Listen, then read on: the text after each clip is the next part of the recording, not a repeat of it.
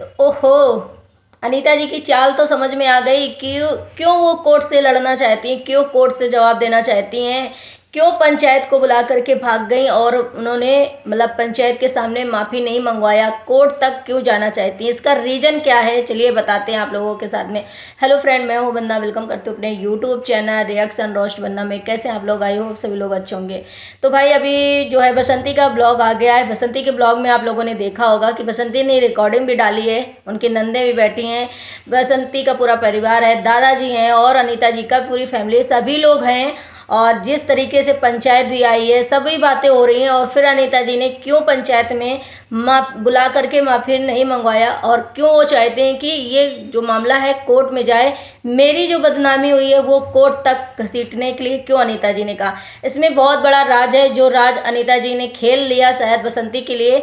और एक तरफ वो कल के ब्लॉग में ये भी बोल रही थी कि मेरी फैमिली है, चाहे जितना वो मुझे ना माने लेकिन मैं खून मानती हूँ, अलग अलग वो माने लेकिन मैं अपना मानती हूँ कि भाई उनकी इज्जत और मेरी इज्जत। एक तरफ तो वो यूट्यूब फैमिली के साथ और सबके साथ ऐसी बातें करती है, दूसरी बातें अगर उन्हें इतनी इज्जत को और इतनी सब चीज़ें प्यारी होती हैं तो फिर वो यहाँ पंचायत के सामने चलिए माफ़ी मांग लेती, क्योंकि केस तो पहले अनीता जी ने किया है ना, बसंती ने तो बाद में किया था, बाद में किया। और उसके बाद अनीता जी ने इस सारी शुरुआत करी चीज़ों की, फिर अनीता जी ने बुलाकर पंचायत क्यों नहीं माफ़ी मंगाई।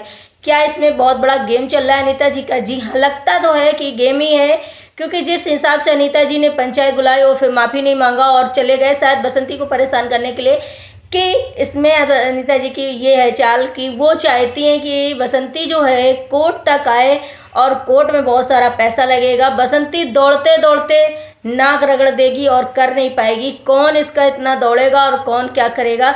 शायद अनीता जी की ये चाल होगी कि बसंती को कोर्ट के चक्कर लगवा देंगे और इतना पैसा लगवा देंगे कि इसके सारी हेकड़ी निकल जाएगी और सारा का सारा ये हमारे जो हम कहेंगे हमारे चरणों में आकर के माफ़ी मांगेगी। ये फिर उनकी जो भी इच्छाएं हैं, इसीलिए वो शायद कोर्ट के द्वारा ही आप सोच रहे हैं कि कोर्ट के द्वारा ही होगी चीज़ें, क्योंकि भाई अब बसंती के भाइयों को भी उनको यही है कि अब किसी के इन लोगों को यहाँ से माफ़ी मांग करके नहीं बचने देना है और इनको जा करके कोर्ट तक ले जाना है। क्योंकि उन्होंने कल बोला था ब्लॉग में कि भाई मेरी बहुत बदनामी होगी। मेरे पास भी बहुत कमेंट आए थे इस चीज़ के लिए कि भाई उनकी बहुत बदनामी हुई है, उनकी बदनामी करी बसंती ने, चीर हड़न किया है वगैरह वगैरह सब में। तो इसलिए अब वो यहाँ से पंचायत से माफ़ी नहीं मंगवाएंगी, अब जाएंगी कोर्ट में, कोर्ट से माफ़ी मांगा जाएगा। भाई कुछ लोगों का ये भी मानना है कि जब कोर्ट में माफ़ी मांगो या पंचायत में माफ़ी मांगो, लेकिन आप लोग यूट्यूब से में सारी चीज़ें लेकर के आओ तो यूट्यूब में भी आप लोगों को माफ़ी मांगना चाहिए और यूट्यूब में भी दिखाना चाहिए, जिसके लिए बसंती ने तो खैर कह दिया है कि ये भी वीडियो आएगा और इसका भी बहुत जल्द वीडियो आएगा और इसका भी वीडियो बना करके आप लोगों के सामने पेश करेंगे। क्योंकि देखिए बसंती अभी तक बिल्कुल शांत बैठी थी, बसंती कोई भी ब्लॉग ऐसा नहीं डाल रही थी, नॉर्मल ब्लॉग आ रहे थे। लेकिन अनीता जी ने फिर से उस दिन जब अपनी नंदों को बैठा करके बहुत सारी सफाई दी चीज़ों को, तब से बसंती ने फिर अपनी चीज़ें भाई डाल दिया कि ये देखो जब झूठ पे झूठ आप बोलते जा रहे हो तो हद पार हो गई है। पैसे के दम पर आप इतना थोड़ी ना किसी को खरीद लोगे या किसी को कुछ भी कर दोगे। भाई मैं भी अपने सबूत दूंगी, मैं भी अपनी लड़ाई है जो स्वयं लड़ूंगी और उसका जो है आपको जवाब मिलेगा। तो बसंती भी अपना उस दिन से लग गई और उन्होंने धीरे धीरे करके सारे सबूत मतलब जुटा जुटा के इकट्ठा करके सभी ऑडियंस को दिखाया कि कैसे दादाजी ने नंदों को पैसे दिए थे, कैसे ये पंचायत आई थी और फिर ये पंचायत बुला करके माफ़ी नहीं मंगाई, फिर पूरी फैमिली चली गई। तो ये अनीता जी का शायद एक गेम प्लानर है कि भाई हम बसंती को कोर्ट तक तो ले ही जाएंगे, कोर्ट में इनके चक्कर करवा देंगे और इनको नाक रगड़वा देंगे। शायद ये अनीता जी की जो है चाल वो कामयाब हो रही है, क्योंकि वो इसीलिए शायद गायब हो गई हैं और बसंती को परेशान करने के लिए कि भाई नहीं अब तुमको हम बताएंगे। तो ये अनीता जी की जो चाल है बहुत अच्छी है। और उन्होंने एक वो भी डाल दिया कि भाई ऑडियंस को गुमराह भी कर दिया कि मेरे पास बहुत सारे ऑर्डर आए हैं, ऑफर आए हैं, जिसकी वजह से मैं बिजी हूँ लेकिन मैं कर भी नहीं पा रही हूँ, मैं खुशी भी नहीं हूँ। तो वो तो अपना जो काम है वो वैसे भी ऑडियंस को गुमराह ही हमेशा करती रहती है। जैसा कि ललित की शादी के टाइम बहुत सारी ऐसी चीज़ें ऑडियंस से झूठ बोला, जो कि ऑडियंस को सब चीज़ पता थी, सब क्वेश्चन कर रहे थे, लेकिन अनीता जी झूठ पे झूठ बोलती चली गई थी। और आज फिर से उन्होंने यही किया कि भाई ऑडियंस को गुमराह करके वो अपनी चीज़ें कर रही हैं और घर से भी गायब हो गई। दूसरी कल मैंने ब्लॉग देखा था रवीना का, रवीना बहुत ज़्यादा रो रही थी, मुझे बहुत बुरा लगा। जहाँ जो चीज़ गलत है वहाँ मैं बोलूँगी, लेकिन जहाँ नहीं है तो वहाँ पे मेरा जायज़ नहीं बनता कि मैं किसी को बेफर्जी में गलत बोल दूँ। तो रवीना को कल मैंने देखा कि जैसे बहुत सारे लोग उंगली उठा रहे हैं कि रवीना डिवोर्सेस है, रवीना के एक बच्चा था, रवीना का बच्चा मर गया वगैरह वगैरह। ये बहुत सारी गंदी चीज़ें होती हैं। अब ये कौन करवा रहा है, कोई आईडी चेंज करके आ रहा है या फिर ऐसे ही लोग उसको टॉर्चर कर रहे हैं या फिर ये सही बात है, ये मुझे नहीं पता, क्योंकि भाई अभी तक ऐसा कोई भी प्रूफ नहीं आया। और रवीना भी कहीं ना कहीं मुझे ऐसा नहीं एज की लगती है, ना ही कुछ ऐसा लगती है कि रवीना भाई डिवोर्सेस होगी या उसका कोई बच्चा होगा, वो मर जाएगा पहले पति का और ये वगैरह सब कुछ। तो रवीना कल काफ़ी रो रही थी। एक ब्लॉग उसका पहले भी आया था, पहले भी उसने बहुत सारी चीज़ें क्लियर करी थी कि भाई मेरी पहली शादी यही है ललित के साथ, मैंने दूसरी शादी नहीं की है। और कल भी वो यही रो रही थी कि मैं और पहली ही शादी करी हूँ ललित के साथ, मेरा कोई ना बच्चा था, ना मैं किसी के साथ शादी करी हूँ, ना मैं, ये मेरी फर्स्ट शादी है। दूसरी बात रवीना ने लास्ट में जो बोला बहुत शौकीन लगा कि भाई रवीना को ऐसा क्यों बोलना पड़ा। रवीना ने बोला कि मैं अब उस फैमिली के बारे में, मैटर के बारे में कोई भी बात नहीं करूँगी, ना ही कोई, मैं नहीं, मतलब उसने ये बोला कि मैंने गलती कर दी उस मैटर में बात करके और मैं फंस गई शायद।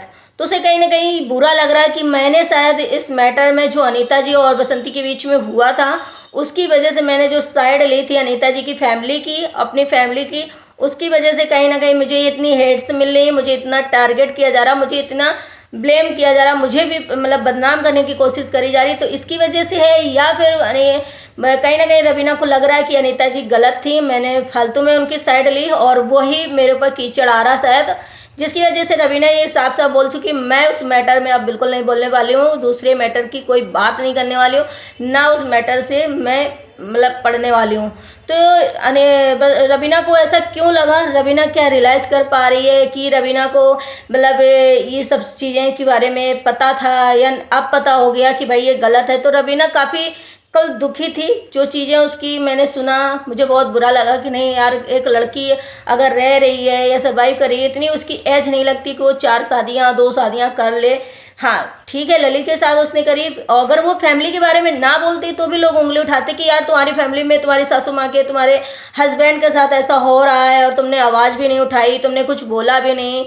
तो उसमें भी रवीना ने जो अपना पक्ष था, जो अपनी फैमिली का फेवर करना था उसने किया, बाकायदे किया, लेकिन उसके लिए भी उसको हेट मिला। इस चीज़ के लिए हम बिल्कुल डिनाई नहीं करेंगे कि भाई रवीना ने नहीं किया, रवीना को जो करना था उस टाइम उसने किया, लेकिन अब उसने गलत किया, सही किया, अपनी फैमिली की साइड, क्योंकि अपने जब उसने साइड लिया तो साइड लेने का मतलब यही होता है ना कि हम अपनी फैमिली का लेंगे, फैमिली गलत हो या सही हो, लेकिन रवीना ने वही किया।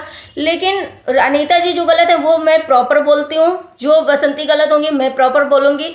लेकिन रवीना अभी इस टाइम मुझे नहीं लगता है कि रवीना को इतना टारगेट करना चाहिए, रवीना के लिए इतना कुछ कोसना चाहिए, रवीना को इतनी बद्दुआएं देना चाहिए या रवीना को निगेटिव दिखाना चाहिए। रवीना का ऐसा नहीं लगता है कि उसकी 2 शादियाँ होंगी, उसका कोई बच्चा मर गया, अगर हो भी गई, मैं एक्चुअली मैं करती हूँ एग्जाम्पल के तौर पर, अगर हो भी गई तो कोई दिक्कत नहीं है भाई, हर इंसान आगे बढ़ने की कोशिश करता हो और कि आज के ज़माने में 2 शादी 3 शादी आराम से आदमी कर लेता है अपनी लाइफ ठीक है चलने के लिए, तो इसमें कोई दिक्कत नहीं। रवीना को जो इस तरीके से हेट मिल रही ना वो बहुत गलत मिल रही। पहले तो एलिगेशन लगाया गया कि रिएक्शन चैनल वाले के ने ऐसा ऐसा बोला है रवीना के बारे में, लेकिन रिएक्शन चैनल वाले किसी ने नहीं ऐसा बोला था।